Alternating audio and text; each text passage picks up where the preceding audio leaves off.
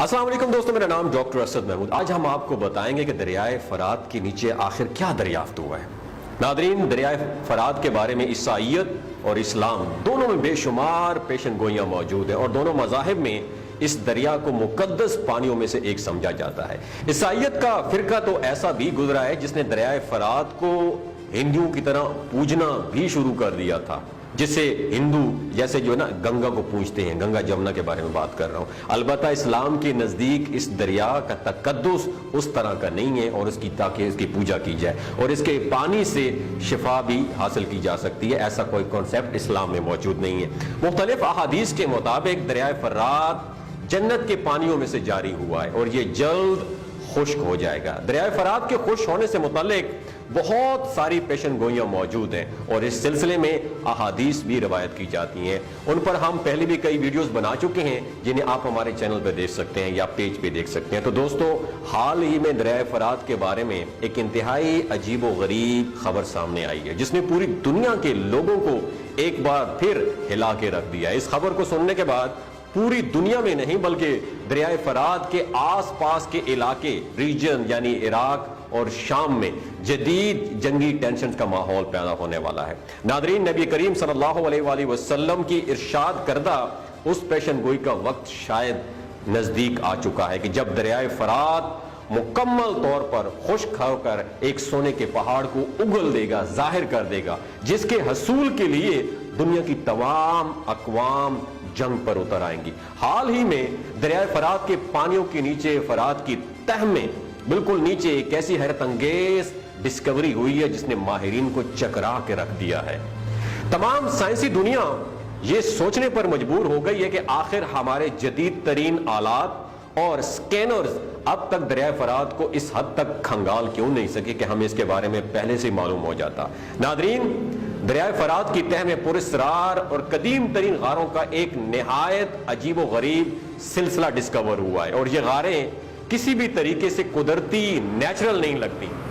ماہرین اس بارے میں شش و پنج کا شکار ہیں۔ اگر یہ غاریں، یہ جو غار دریافت ہوئی ہے، یہ نیچرل قدرتی نہیں ہے تو پھر انہیں کس تہذیب نے بنایا ہے؟ اور ان غاروں کی شکل ایسی ہے جیسے پرانے زمانے کی کوئی جیل ہو، لیکن یہ ساری کی ساری غاریں مٹی سے بنی ہوئی ہیں، اور ان میں بنے ہوئے کمروں اور چھتوں کا سائز بھی بہت بڑا ہے۔ ان غاروں کے سلسلوں کو لے کر سائنسی دنیا کے ساتھ ساتھ پوری دنیا میں ایک ڈسکشن جاری ہے کہ آخر ان غاروں کا مقصد کیا ہے۔ اس سلسلے میں نہایت بھیانک انکشافات بھی ہو رہے ہیں، جنہیں ہم اس ویڈیو میں تفصیل کے ساتھ بیان کریں گے، اور اس تفصیل کو جاننے کے لیے آپ سے صرف اتنی گزارش ہے کہ ہماری کسی بھی اس ویڈیو کو بالکل آخر تک آپ نے ضرور دیکھنا ہے، تاکہ آپ مکمل معلومات سے محظوظ ہو سکیں۔ تو پیارے ساتھیوں، پچھلے کچھ اشروں سے دریائے فرات بڑی تیزی کے ساتھ خشک ہو رہا ہے، اور اب تک دریائے فرات کے اصل حجم کا تقریباً 30 سے 40% حصہ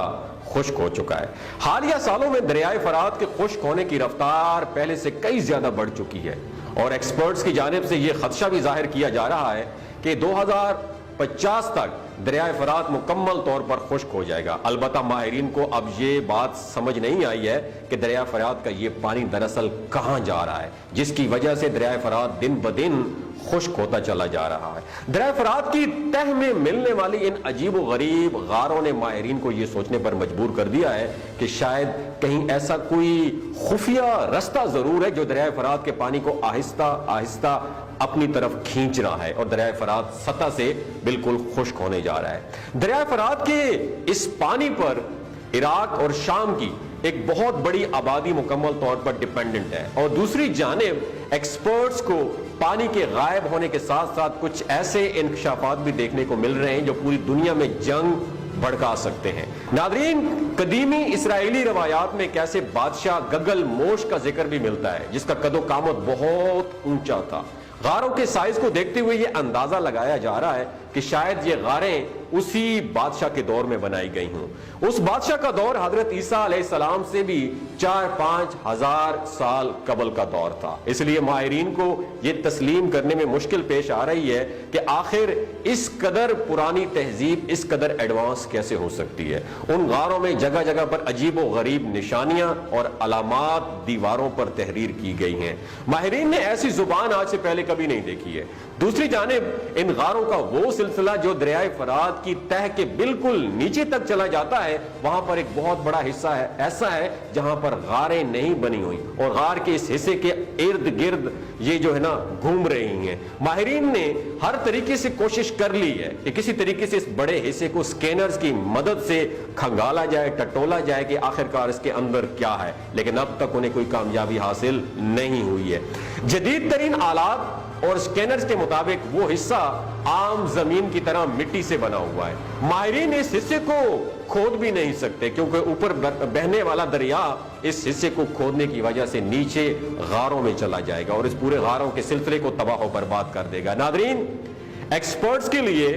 اس وقت بڑی پریشانی کا یہ ماحول تھا کہ جب اچانک کسی شخص نے ان کی توجہ نبی کریم صلی اللہ علیہ وآلہ وسلم کی پیشن گوئی کی جانب مبذول کرائی۔ ماہرین یہ سوچنے پر مجبور ہو گئے کہ کہیں اس بڑے حصے میں جس کے گرد یہ تمام غاریں گھوم رہی ہیں کوئی بڑے سونے کا پہاڑ یا خزانہ تو دفن نہیں ہے۔ ماہرین نے اپنی کوششوں کو مزید تیز کر دیا ہے لیکن ابھی تک انہیں کچھ حاصل نہیں ہوا ہے۔ ان غاروں پر جتنی بھی ریسرچ ہوئی ہیں، اب وہ غاروں کی دنیا میں جب تہ تک پہنچے، باہر کی دنیا میں پہنچی ہیں یہ ساری ریسرچز، تو بہت سارے لوگ اس بات پر یقین کر رہے ہیں کہ لازماً غار کا یہ حصہ جس گرد یہ غاریں گھوم رہی ہیں یہ وہی سونے کا پہاڑ ہے جس کے بارے میں نبی کریم صلی اللہ علیہ وآلہ وسلم نے پیشن گوئی فرمائی ہے۔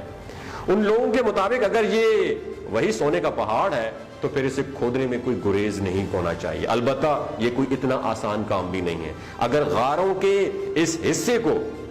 ڈائنامیٹ لگا کر تباہ کر دیا جائے تب بھی وہ سونے کا پہاڑ دریا کے پائیوں کے ساتھ ہی انہی غاروں میں گھومتا ہوا نہ جانے کہیں گم ہو جائے گا، اور اگر اسے آرام آرام سے